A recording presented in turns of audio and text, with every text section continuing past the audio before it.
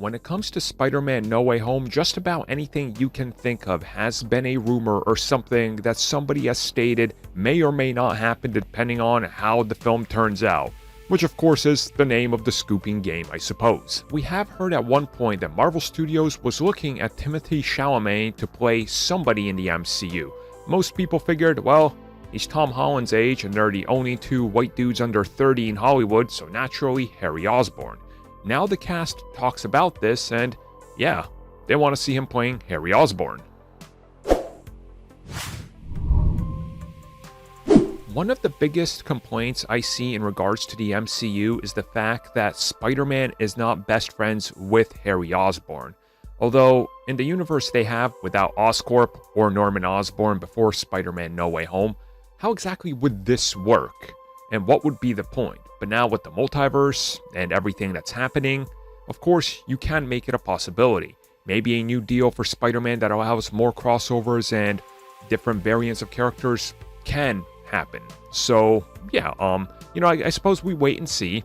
In regards to this, though, it's always been brought up by multiple people online and, of course, fan castings that if there's Harry Osborne, you gotta have Timothee Chalamet.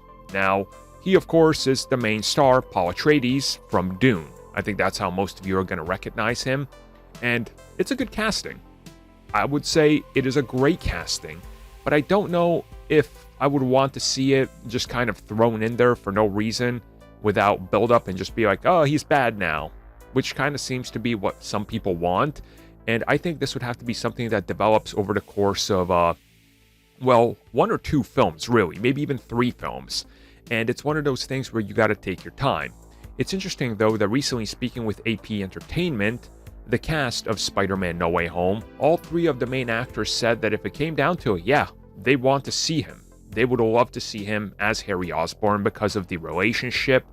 And again, the evil nature and how Harry Osborn turns out, them fighting over MJ and all that this would be something cool to explore. And it's something that would be interesting for a dynamic for Spider-Man, and I do agree with this. I think this would be great, and who knows, in the next chapter of Peter's life, maybe this is what happens, and we can get that relationship, and then we could get the jealousy angle with Ned, or whatever they decide to do, really. So, honestly, I would be excited. I know there's some conspiracies that maybe it's already happened, and they already cast him, and they're teasing it, but again, until we see everything, they're not confirming anything to us, but I would like to see eventually Harry Osborn show up. And before people start complaining about, oh, you can't do Harry Osborn without this and that, and he can't be this, and this is gonna botch that because they did this wrong. Marvel Spider-Man, the video game. He's Venom. Who cares?